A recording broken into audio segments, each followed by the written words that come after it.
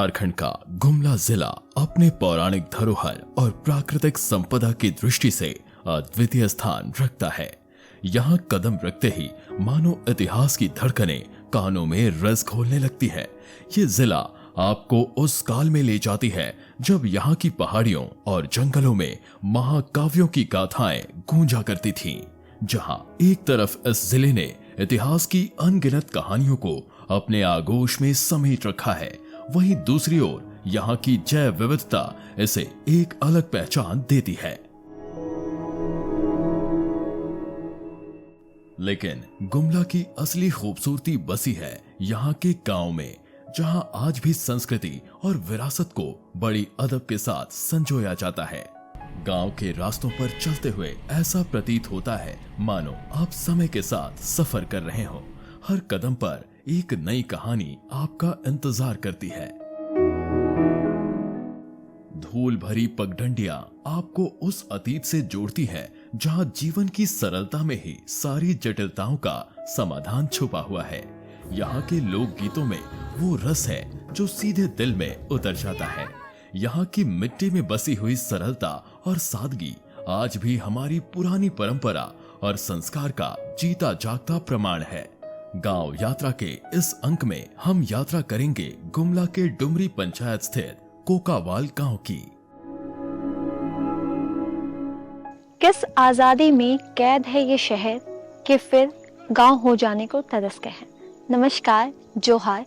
झारखंड राज्य के विकास में गांव की एक अहम भूमिका रही है, लेकिन आज भी ऐसे कई गांव हैं जहां पे विकास का धरातल पर उतरना अभी भी बाकी है। हालांकि कुछ वर्षों में सरकारी और गैर सरकारी संगठनों के सहयोग और मार्गदर्शन से ऐसे कई गांव हैं जहां पे परिवर्तन देखा जा रहा है। और इसी क्रम में आज हम आपको लेकर जा रहे हैं गुमला जिले के डुमरी प्रखंड के कोलावल गाँव में। तो चलिए चलते हैं इस खूबसूरत सफर की ओर।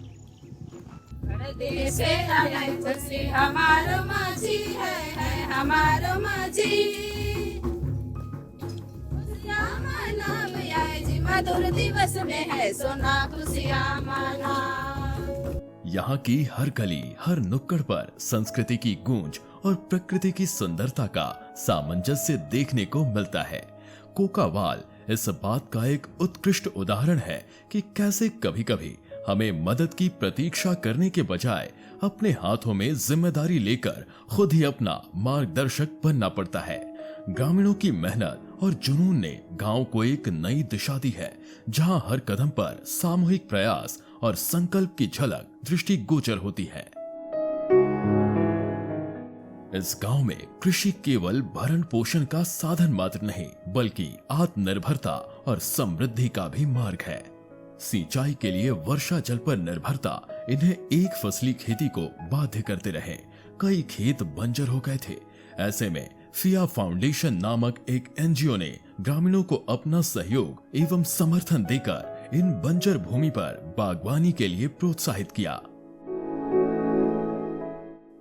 आज यहाँ के किसान आम और नाशपाती की बागवानी कर रहे हैं। बागवानी के साथ साथ ये इंटरक्रॉपिंग करके आर्थिक उन्नयन का मार्ग प्रशस्त कर रहे हैं।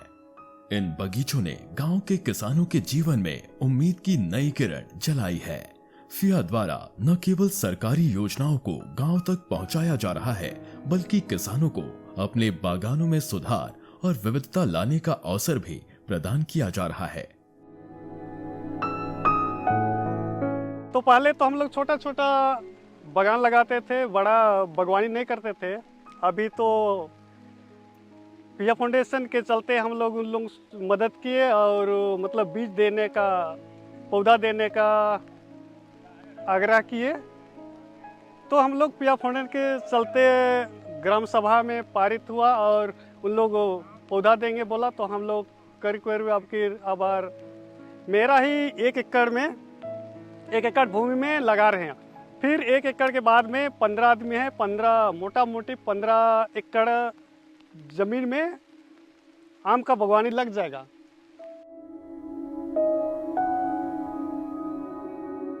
इन किसानों ने अपने बागानों में एक नई ऊर्जा और जोश के साथ काम करना शुरू कर दिया है। अपने बागानों में आम और नाशपाती की फसलें उगाकर ये किसान न केवल अपनी आय बढ़ा रहे हैं बल्कि गांव के विकास में भी योगदान दे रहे हैं। नाशपाती का पेड़ जैसे कि आम का बागान से पहले से लगाए हैं सर, उसमें से हम लोग का इनकम आता है सर, उसमें 5,000 तक पहुंच जाता है एक पेड़ में। थोड़ा बड़ा पेड़ रहता है ना, तो उसमें से 5,000 तक निकल जाता है। तो हम लोग फिर एक एक करके उसका डाली को यूज करते हैं, कभी मर जाता है कभी क्या करता है, इसलिए हम लोग सोच रहे हैं कि क्यों ना बाहर से बीज को ही खरीद लेते हैं। तो जागना ही जागना है, इसको तो डाली को लगाते हैं तो कभी मर जाता है कभी क्या होता है, इसलिए हम लोग सोच रहे हैं नाशपाती का भी बीज मांगेंगे। कोकावाल गांव के विकास में ग्राम सभा ने केंद्रीय भूमिका निभाई है। ग्राम सभा के कुशल नेतृत्व और सामूहिक प्रयास से गांव की तस्वीर बदल रही है। कुछ वर्ष पहले तक यहाँ सालाना बस 1 से 2 बार ग्राम सभा का आयोजन किया जाता था, किंतु फिया फाउंडेशन की प्रेरणा से आज तस्वीर पूरी तरह बदल चुकी है। कोकावाल गांव में अब नियमित रूप से ग्राम सभा का आयोजन किया जाता है।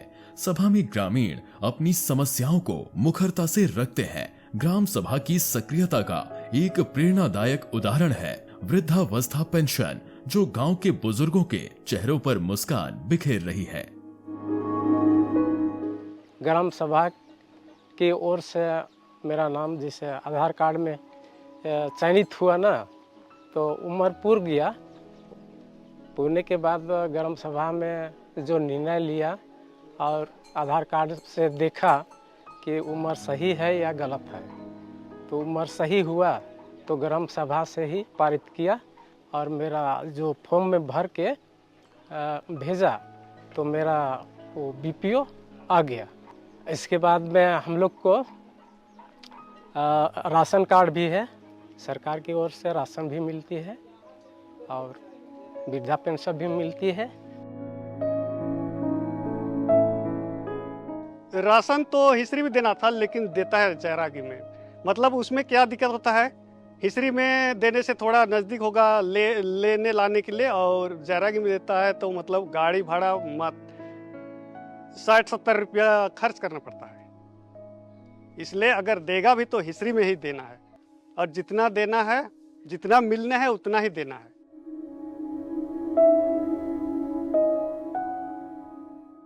राशन लेने जाते हैं तो अथी ठेपाता है, उसमें तो आता है 28 किलो का अथी होता है लिखित, और हम लोगों का राशन कार्ड में लिखता है 28 किलो और देता है 20 किलो चावल, और गेहूं देता है 5 केजी। और उसमें हम लोग चाहते हैं कि उसमें घटाते हैं कितना भारी, उसको हम लोग चाहते हैं पूरा चाहिए।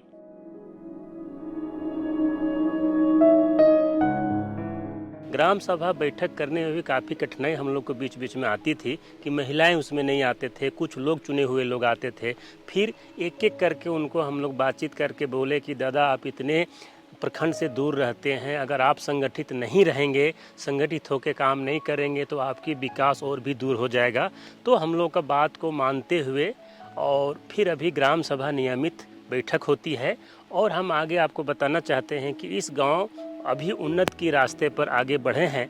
इनको जब हम लोग बताया कि आप कैसे मनरेगा जैसे राष्ट्रीय योजना से जुड़ सकते हैं, तो इन्होंने ग्राम सभा करके मनरेगा योजना के तहत बिरसा हरित ग्राम के लिए अपने गांव में 15 किसान के नाम से प्रखंड विकास पदाधिकारी को आम बागवानी के लिए चिट्ठी लिखे, जो अभी पास होके आ गया है और उनका जियो टैग हो गया है। हम आशा करते हैं कि एक आध सप्ताह 15 दिन में वो गड्ढा खोदना और रोपाई भी चालू हो जाएगा।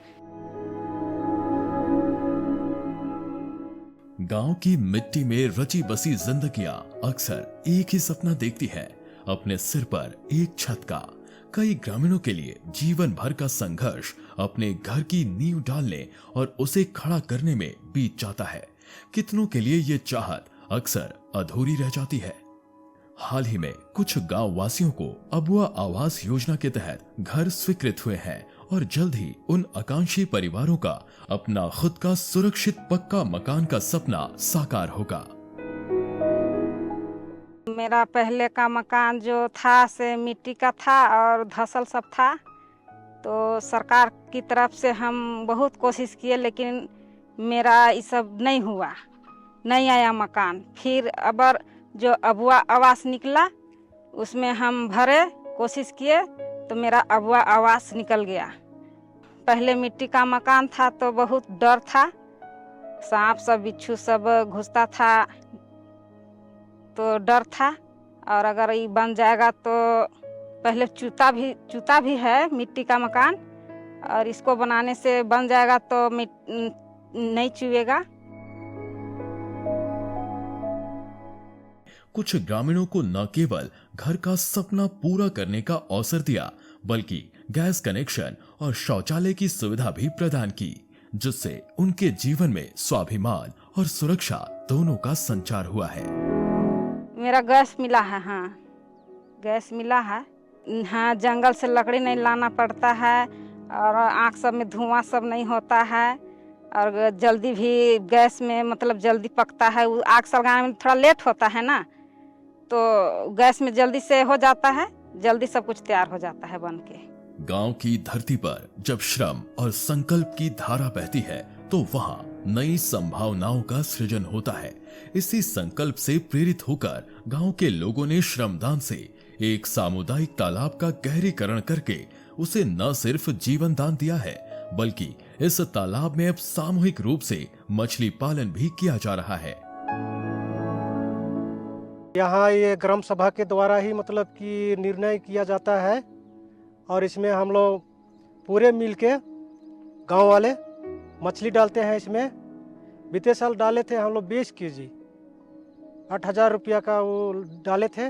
उसमें हम लोग को फिर आया 50,000 इन साल मारे। तो वैसे ही हर साल हम लोग मारते हैं और पूरे गांव वाले के लिए मतलब कि देते हैं, और बाहर से आते हैं वो लोग के लिए भी बेच देते हैं हम लोग। मछली पालन से होने वाला लाभ सीधे ग्राम कोष में जाता है, जो न केवल ग्रामीणों की आपातकालीन आवश्यकताओं को पूरा करता है बल्कि बेहद कम ब्याज पर उन्हें ऋण भी प्रदान करता है। साथ ही इस कोष का उपयोग गांव के विकास कार्यों में भी किया जाता है। गांव की मिट्टी में श्रमदान और एकता का जो बीज बोया गया है वो अब विकास की फसल के रूप में लहलहा रहा है। और साल में मतलब कि हम लोग का ये फिक्स है, मई महीना में कितना तारीख को फिक्स है उतना में हम लोग को मतलब कि अभी जो लिया है ना कर्ज, उसको मतलब कि वो लोग वापस करेगा, और उसको मतलब कि फिर जमा हो के फिर और दूसरा और बांट लेते हैं हम लोग, और दूसरा कोई फिर लेते हैं। कृषि कोकावाल गांव के जीवन का आधार है और इसी आधार पर ग्रामीणों ने एक विशेष भूमि को सामुदायिक खेती के लिए समर्पित किया है। प्रारंभ में इस भूमि पर गेहूं, धान और अन्य पारंपरिक खाद्यान्न उगाई जाती थी, जिससे होने वाला लाभ ग्राम कोष में जमा करके विकास कार्यों में लगाया जाता था। किंतु कुछ वर्ष पूर्व फिया फाउंडेशन ने ग्रामीणों को एक नई दृष्टि दी और इन्हें लेमन ग्रास की खेती के लिए प्रेरित किया। इस छोटी सी पहल से गांव की आर्थिक तस्वीर बदलने लगी है। लेमन ग्रास की खेती से इनके आय में अप्रत्याशित वृद्धि हुई है और इस रकम को ग्राम कोष में जमा करके ग्रामीणों द्वारा गांव के विभिन्न विकास कार्यों तथा आपातकालीन मदद के लिए इस्तेमाल किया जाता है। हमारे गांव में पहले पूर्वज लोग क्या किए, मतलब गांव का उन्नति के लिए, गांव का एक कोष फंड जमा करने के लिए, मतलब एक सामूहिक सार्वजनिक जमीन है, तो उसमें लगभग वो है करीबन 2.5 एकड़ होगा। तो उसमें पहले क्या करते थे, वो धान का सामूहिक खेती करते थे। फिर बाद में करते करते करते कम से कम 50-60 साल किए होंगे हम लोग।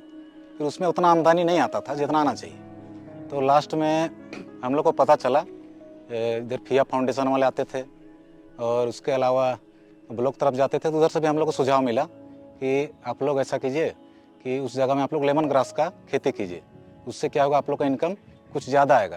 तो हम लोग फिर स्टार्टिंग के इस साल, पिछले साल हम लोग लगाए लेमन ग्रास।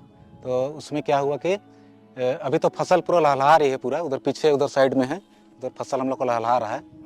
तो लहलहा रहा है तो उसको हम लोग अभी बेचेंगे और उसको बेचने के बाद उससे जो भी आमदनी आएगी उससे हम लोग क्या करेंगे, गांव का विकास के लिए फंड में जमा कर देंगे। और जिसको भी जो व्यक्ति को पैसा की आवश्यकता होगी, उस व्यक्ति को हम लोग उस पैसा को कम से कम 10% सालाना इंटरेस्ट में उसको लोन के तौर पर दे देंगे, जिससे कि वो आदमी भी कुछ अपना डेवलपमेंट कर सके। हालांकि इस गांव के अधिकतर लोग अपनी आजीविका के लिए कृषि पर निर्भर हैं। बावजूद इसके यहाँ सिंचाई की कोई सुव्यवस्थित संरचना नहीं है। खेती की इस बुनियादी जरूरत को पूरा करने के लिए गांव के लोग अपने सीमित संसाधनों पर ही निर्भर हैं। गांव में एक सामुदायिक तालाब और 3 निजी तालाब हैं और इन्हीं से सिंचाई के लिए पानी की आपूर्ति की जाती है। मछली पालन और खेती के जरिए ग्रामीण आर्थिक रूप से सशक्त जरूर हुए हैं, परंतु सिंचाई की समस्या अभी भी बड़ी चुनौती बनी हुई है। ये सब खेत में धान का खेती होता है। ये सब धान पैदा हो जाने के बाद इसको बेच के आधा खाने के लिए रखते हैं, आधा बेचते हैं। ठंडा का मौसम, रबी का मौसम होने पर गेहूं भी लगाते हैं। यहाँ पर सामने में तालाब है, उससे पानी खींच के गेहूं पटाते हैं। यहाँ बोरिंग भी करने से तो और अच्छा होता खेत में, लेकिन सरकार अभी नहीं दिया है। अगर सरकार तरफ से हम लोग को जगह जगह पर डोभा मिल जाता तो सालों भर खेती करते और सालों भर सब्जी भी पैदा कर सकते थे। गांव में कृषि और मछली पालन जैसे आर्थिक प्रयासों से समृद्धि का संचार हो रहा है, लेकिन समृद्धि का असली आनंद तभी मिलता है जब शरीर स्वस्थ हो। आज की तेजी से बदलती जीवन शैली और खान पान में बदलाव के चलते गैर संचारी रोगों यानी NCD का खतरा बढ़ता जा रहा है और इसे नजरअंदाज करना गांव के विकास की राह में बड़ी बाधा बन सकता है। इसी आवश्यकता को समझते हुए फिया फाउंडेशन ग्राम सभा के सहयोग से समय समय पर गांव में NCD शिविर का आयोजन करती है। इस स्वास्थ्य शिविर के नियमित आयोजन से गांव में न केवल जागरूकता बढ़ी है, बल्कि रोगों में भी कमी आई है।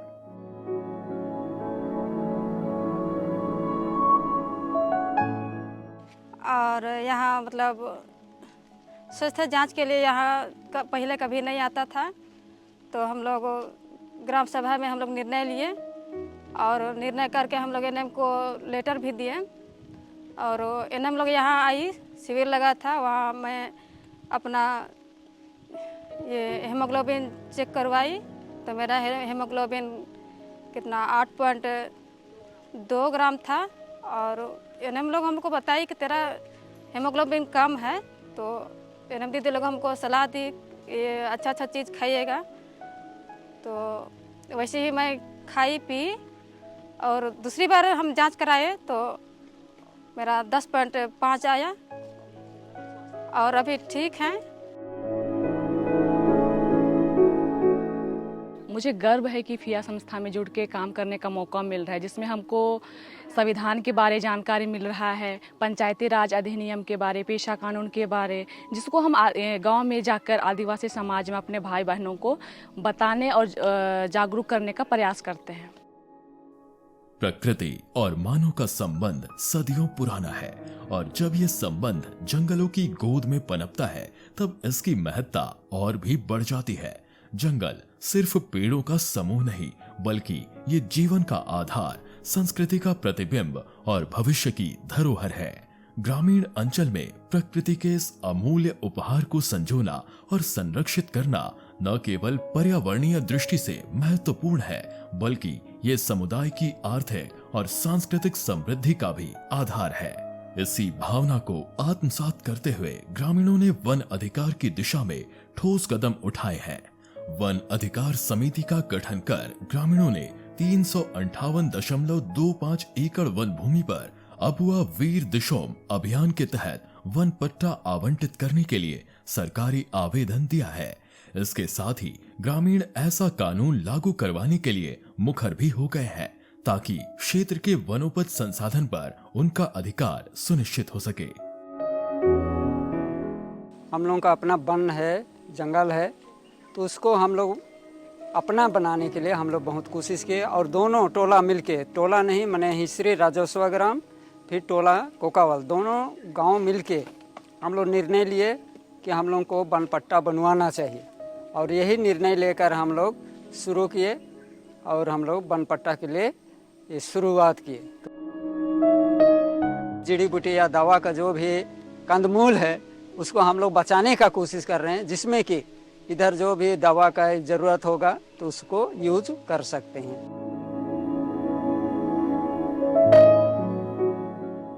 कोकावाल गांव ने सामूहिक प्रयास से विकास की कई ऊंचाइयों को छुआ है, फिर भी इसके सामने अनेक चुनौतियां हैं जो तत्काल समाधान की मांग करती हैं। इस गांव में जीवन की सबसे अमूल्य धरोहर यानी पीने का पानी अब भी एक दुर्लभ सपना बना हुआ है। हर सुबह जब सूरज की पहली किरण गांव की पगडंडियों पर बिखरती है, तब गांव की स्त्रियां और बच्चे लगभग आधे मील की यात्रा तय करके गांव के बाहर स्थित कुएं से पीने का पानी लेकर आते हैं। ये किसी एक दिन की कहानी नहीं, बल्कि हर रोज की हकीकत है, जहां ग्रामीण पेयजल के लिए संघर्ष कर रहे हैं। हम लोग इस डायरी का पानी पीते हैं, बहुत दूर होता है पीने के लिए। गांव में पानी का कोई सुविधा नहीं है। फिर हम लोग ग्राम सभा में बैठे, उसके निर्णय किए पानी का सुविधा नहीं है, इसलिए हम लोग को जनमियार चाहिए और घर घर की नल बैठाना चाहिए। जाने आने की सुविधा नहीं है, रास्ता एकदम सुड़की छोटा है। रात में भी पानी नहीं रहता है तो रात में भी आते हैं, ढेर शाम 7 बजे 8 बजे तक रात में डिगची गगरा लेके चल आते हैं पानी लेने के लिए।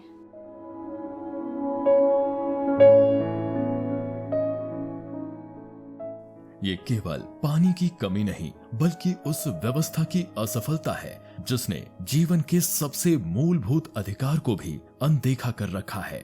पेयजल किसी भी समाज की बुनियादी जरूरत होती है और इसका अभाव केवल स्वास्थ्य ही नहीं, पूरे सामाजिक और आर्थिक ताने बाने को प्रभावित करता है। अगर बात शिक्षा और स्वास्थ्य की हो तो आंगनवाड़ी केंद्र हर बच्चे के शुरुआती जीवन की महत्वपूर्ण कड़ी होती है। ये केंद्र बच्चों की प्रारंभिक शिक्षा की आधारशिला है, जहां बच्चों को सामाजिक, मानसिक और शारीरिक विकास के लिए एक मजबूत आधार मिलता है। यहाँ से इनकी कल्पना की उड़ान शुरू होती है। इसलिए आंगनवाड़ी का उत्तम निर्माण और सुव्यवस्थित संचालन बच्चों के उज्जवल भविष्य के लिए अत्यंत महत्वपूर्ण है। 8 बजे क्लास खोलती हूँ और बच्चों को 9:30 बजे नाश्ता देती हूँ। नाश्ता देने के बाद पढ़ाती हूँ। उसके बाद में फिर थोड़ा देरी खेलने के लिए समय देती हूँ। उसके बाद में खाना चढ़ाती हूँ। खाना पकने के बाद में फिर थोड़ा देर पढ़ाती हूँ। पढ़ाने के बाद फिर खेलने के लिए छुट्टी। उसके बाद में 12 बजे खाना देती हूँ। उसके बाद छुट्टी होने के बाद 12:30 बजे चाना देती हूँ। आंगनबाड़ी में तो कमी लग रहा है यही हम लोग का भवन और पानी का सुविधा नहीं है, दूर से लाना पड़ता है। मछली जल की रानी है, जीवन उसकी पानी है, बाहर निकला लो मर जाएगी, हाथ लगाओ डर जाएगी। गांव में स्थित आंगनवाड़ी की वर्तमान स्थिति दुर्भाग्यपूर्ण है। इसका बुनियादी ढांचा बेहद खस्ता हाल है। दीवारें उखड़ी हुई हैं, छतें रिस रही हैं और सुविधाएं अत्यधिक अक्षम है। यह स्थान बच्चों के विकास की शुरुआत के लिए एक आदर्श स्थल होना चाहिए, लेकिन फिलहाल ये एक सुविधाहीन और असुरक्षित माहौल प्रस्तुत कर रहा है। कोकावाल गांव ने आत्मनिर्भरता की ओर अग्रसर होने की यात्रा में कई प्रयास किए हैं, जो ग्रामीणों के समर्पण और सामूहिक श्रम की साक्षात मिसाल है। इन प्रयासों के बावजूद बुनियादी सुविधा की कमी और अन्य चुनौतियां इनकी विकास की राह में अड़चन बनी हुई है। आज से पहले इस गांव में परंपरागत तरीका से व्यवस्था था। गांव में फंड इकट्ठा करने के लिए यहाँ के पूर्वज तालाब बनाए, सार्वजनिक खेत बनाए, जिसमें परंपरागत तरीका से धान उगाते थे, मत्स्य पालन करते थे। लेकिन अभी जो कि काफ़ी समय बीतने के कारण तालाब में काफ़ी कीचड़ भर गया था, जिसका ग्रामीणों ने श्रमदान द्वारा जीर्णोद्धार किया और उसमें मछली पालन कर रहे हैं। साथ ही यहाँ का सार्वजनिक खेत में धान उगाते थे, लेकिन अभी का समय में जंगल में काफ़ी बंदरों का संख्या बढ़ गया है और धान को मतलब खा जाते हैं। इसलिए ग्रामीणों ने विचार किया और साथ में यहाँ पर अभी जो कि तत्काल में काम कर रही है फिया फाउंडेशन संस्था, जो कि जिसका ये मार्गदर्शन से ग्रामीणों ने उस खेत में लेमन ग्रास उपजाया है, अभी काफ़ी लहलहा रहा है।